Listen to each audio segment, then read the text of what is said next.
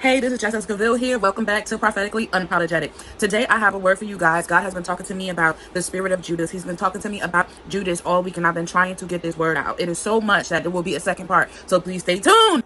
All right, so we already know that Judas was the one that betrayed Jesus with the gifts, but he had to go to literally the chief priests of Israel, which there's not in their nature to kill their own, so they went to the Romans to orchestrate the death of Jesus. Yeah. Now, the thing is, I didn't understand at first, but God placed a seed in my heart where he said, literally, question. There was a question. Why did Judas betray Jesus? I really believe God brought this to me because God knows that the way he birthed me, the way he made me and designed me, I always try to understand a person. I try to understand why would a person do a thing, or what would make a person do a thing, because that gives me, the grace to be able to forgive a person, because God said we must forgive, right? So this has been a long time coming, and I urge you to stay tuned, and I'm gonna try to make it quick. The book of Matthew chapter 26 verse 21. The book of Matthew chapter 26 verse 21, and it states, this is why we have to understand why Jesus said what he said. And as they did eat, he said, verily I say unto you, that one of you shall betray me. And they were exceedingly sorrowful, and began every one of them saying unto him, Lord, is it I? Now we know this was at the Last Supper. And he answered and said, he that dippeth his hand with me in the dish, the same shall betray me. Basically, he who eat with me. The one that, and I had to speak about this a long time ago, but really quick, back then they would eat bread, they would have their dip, and they would dip the bread in the dip to eat. And you know how we talk about no backwash, we both dipping our bread and constantly dipping after we bite, and we dip and we eat. And I mean, I covenant with you. I agree with you. You my people, right? So he said, he who shall dip his hand with me in the dish, the same shall betray me.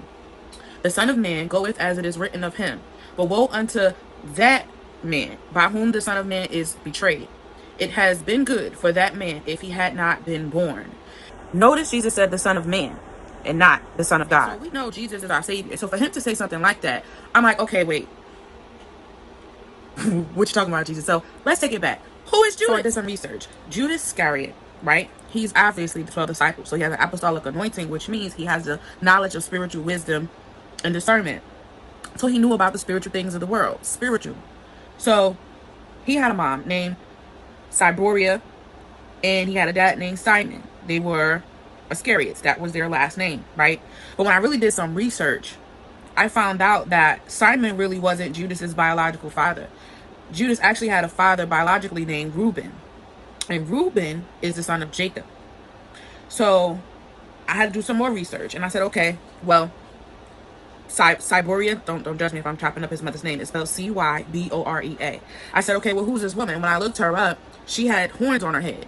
And she's a spiritual being, meaning she was like a spiritualist. She really just believed in the things of the spirit or abide by them, whatever. So I said, well, she has horns on her head. That's a red flag. So let me look and see who this woman is. So it told me the story of Judas's birth. And it says, Cyboria or Sabria, his mother, dreamed she would have a traitor baby, a monster to his own nation. She had the baby, put the baby in a boat, and cast it to the sea. Sound familiar? The baby was driven upon an island called Iscariot. So Iscariot is literally their last name. The queen of Iscariot didn't have children at the time, so she fell in love with the baby and she claimed it as her own, and she purposed to make it her own. So she basically got the baby, cleaned it up, nurtured it, and then presented it to the world like, this is my son.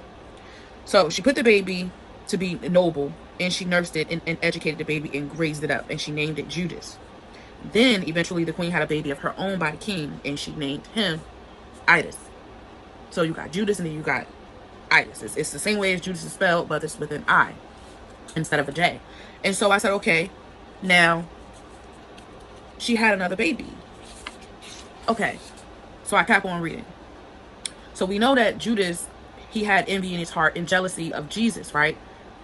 But his mom, who was the queen, which means Judas was supposed to be the prince, the queen had another baby. So now Judas had an issue with his inheritance, because the real prince was here now. The true prince was born.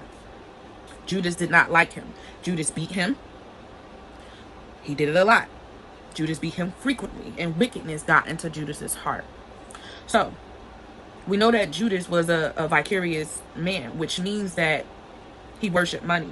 And we know that from the book of John chapter 12, where Jesus had the perfume poured on his feet by the woman. She washed his feet with the perfume, with her tears and the expensive perfume, and Judas had an issue with that. And he said, why are you wasting that perfume when we could, sell it and give the money to the poor? Okay. So Judas was upset. He was salty that the real prince got the inheritance. He had a problem with the courts with receiving inheritance, and it was troublesome. So he beat his brother a lot until he actually got his mom's attention. And his mom said, listen, Judas, let me tell you the truth. This is how you became my son. This is your story. This is your origin. And Judas did not like that. So Judas remained jealous, beat his brother still, until one day he actually killed him. And so then Judas fled to Jerusalem. There, his wicked ways and his courtly manner secured him a position in Pilate's kingdom. Now, we knew Pilate was a ruler. Pontius Pilate was Roman's governor. He was the perfect governor. And to know Roman, they're about conquering, killing, conquest, basically control, like a narcissist, right? Because as long as they're in control and they running the show, they sit high and mighty. And so being that he was wicked, but he also was courtly. He had courtly manners. Basically act like he respected them. He knew how to speak. He knew how to scan the room. He knew how to read the room. He knew how to conduct himself, give honor, homage, but he was wicked. And so it's like, oh, I see you, bygones be bygones. I respect you, you respect me, type of thing. So he secured a position with Pilate to fit in to be like one of them, right? And so one day Pilate saw some fruit in his neighbor's yard next door, and he wanted it. He saw the fruit in the garden, and he wanted it. And so Judas went to get some for him. Now, Judas was ignorant of the fact that the fruit and the garden, not just the fruit, but the fruit and the garden, were the possession of his own father, Reuben. And we know Reuben is the son of Jacob. So we know Reuben wasn't perfect. It's his biological father. So let's recap. Judas' biological father and mother was Siberia and Reuben. She didn't like the fact that she had a dream that her son was going to be a monster to his nation. He was going to be a traitor.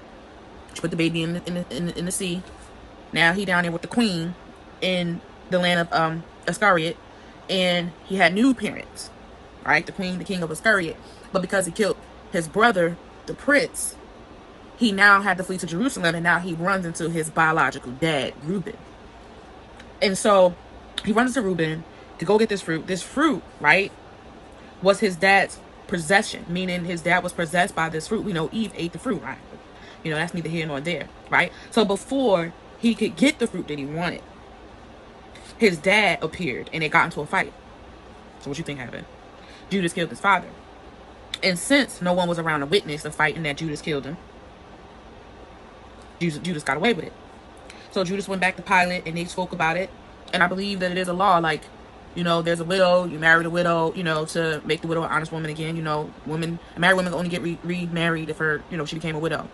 And so Judas married the widow, which was his mom, his biological mother. So because of her cursed baby and the death of her husband, Judas' mother was grieved. She was always a sad, miserable woman, very grieved. And then one day somebody asked her, like, why are you so unhappy? Why are you like this? And so she told the story to Judas. She told him the truth. Listen, this is what happened. You killed your father, and I'm actually your mother. But listen, I had a dream you was going to be a traitor baby. You was going to be a monster to your nation. And I put you in the sea. And now you came back to me, and we're married. So you need to repent. And they both were grieving. Judas and his mother were sad at the fact of the truth. And so the mother said, listen, I need you to go to Jesus to ask for a pardon and forgiveness. And that's how Jesus and Judas, that's how Jesus and Judas hooked up. That's how he became one of the disciples. Jesus approved Judas to be his disciple. He was actually one of his favorites. Judas was a good steward of his discipleship. He was actually the one who managed the money for all of the disciples. He was the carrier of the bag of the money for the whole team, in our words. And so one day Judas betrayed Jesus. So when I asked myself, okay, what was Judas' intentions for trading Jesus in and becoming a traitor? It was to take Jesus' kingdom. We learn that in Matthew 26:14, and also in the book of Mark, chapter 1, verse 10. He literally wanted Jesus' kingdom. We understand that with his brother, Judas, I-U-D-A-S, which was the real true prince, Judas had envy in his heart and jealousy from his foundation. Stay tuned for part 2.